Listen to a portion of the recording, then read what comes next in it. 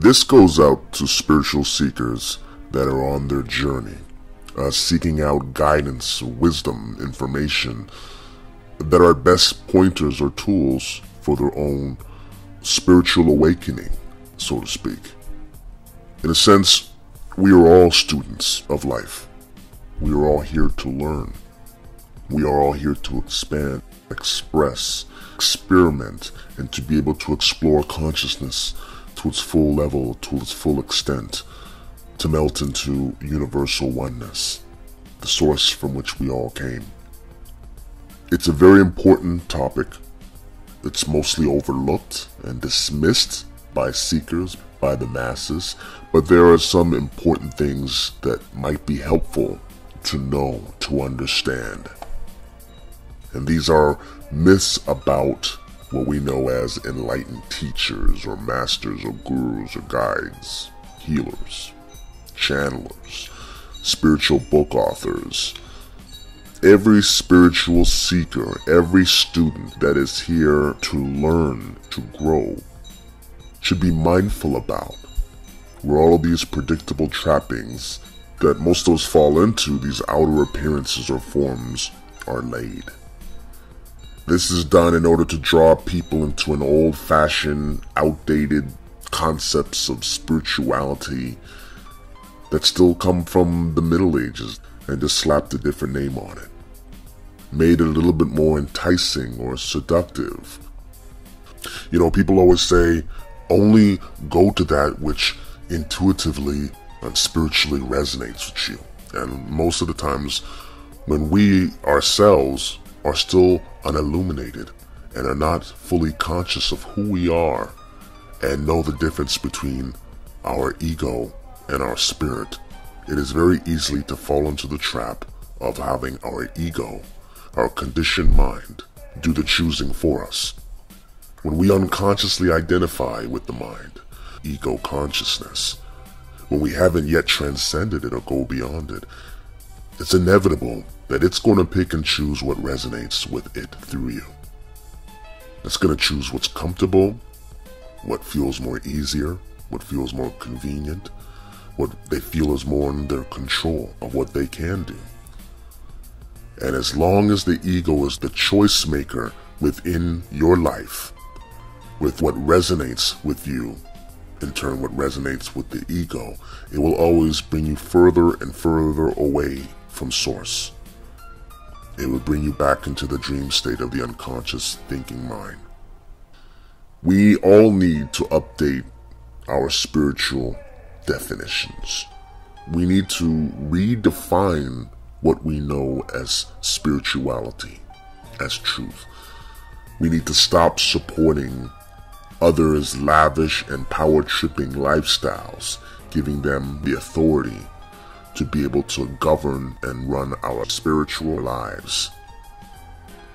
I want to make it clear that this isn't targeted to a specific person. It's not a specific group or a religious belief system or what have you. Myths about a spiritually awakened and enlightened teacher or master. One who claims or boasts to others that they are enlightened. This cannot be stressed enough. A lot of them fall into this category. This is a red flag. Realize that only the ego in man will go about self-promoting to people, making such bold statements to draw people to them in the way of how they became spiritually enlightened. They will talk about their personal story to others, of how it happened to them. They will go on interviews and speak about all of the different stages and events that had led them to become God-realized or self-realized, to try to show other people their personal story. It's a bunch of nonsense. One who truly becomes spiritually awakened or enlightened in the deepest sense of the word, you'll realize that there is no body, no self there to claim it. There is no me in my personal dream story to refer to. There's nothing personal. Promoting a separate sense of a person claiming to be spiritual is creating separation. It's creating duality. There is only unity consciousness. It's like a drop of water that had merged back into the sea. So stay clear from those who advertise or promote themselves in this matter. It's another spiritual ego trap that many of us have somehow fallen into. As the old saying says, if a blind person leads another blind person, they both fall into the ditch. Another thing to be mindful of or to look out for are those who have ties to the past. They are truly not present. And what I mean by this is that they belong to a particular tradition, be it an Eastern or Western tradition or philosophy or school of thought. And by definition, tradition is an institution or a culture or structure that is based on the past, passing it on from one generation to another generation to another, keeping the past alive through the individual. They carry it with them. Those that belong to a sect or a culture or subscribe to a specific doctrine or a dogma, they are subtly pointing and marketing, in many cases, to a religion. When you scratch the surface a bit, you will see Buddhism or Hinduism, or Taoism, Christianity. They will constantly single out certain references, predominantly quoting their own particular religious saint or master or teacher above others.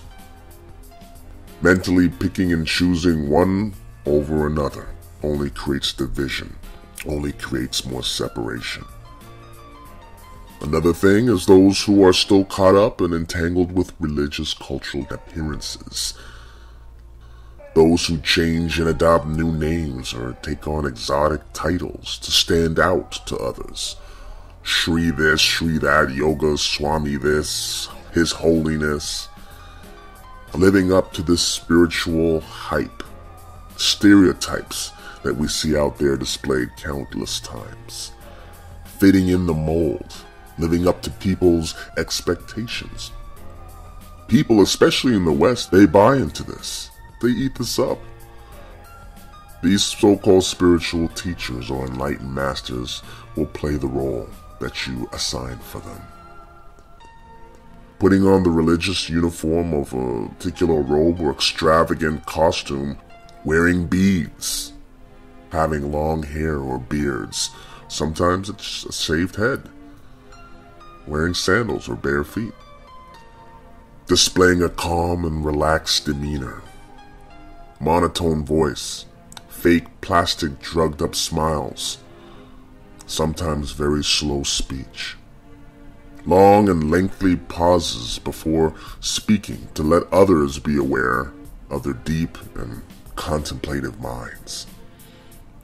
Sometimes those surround themselves around plants or flowers while sitting on an elevated chair or platform higher than their followers or devotees during their classes or group sessions, satsangs, seminars. This gives them the appearance of authority, superiority, righteousness, a know-it-all. Everybody has to look up to them, to seek them for guidance or answers to life, like sheep seeking out a shepherd. These are all subliminal and subconscious tricks of getting ourselves lost again in the appearance, the forms. This attracts the sleeping ones. I call this spiritual or religious entertainment to the minds of the masses.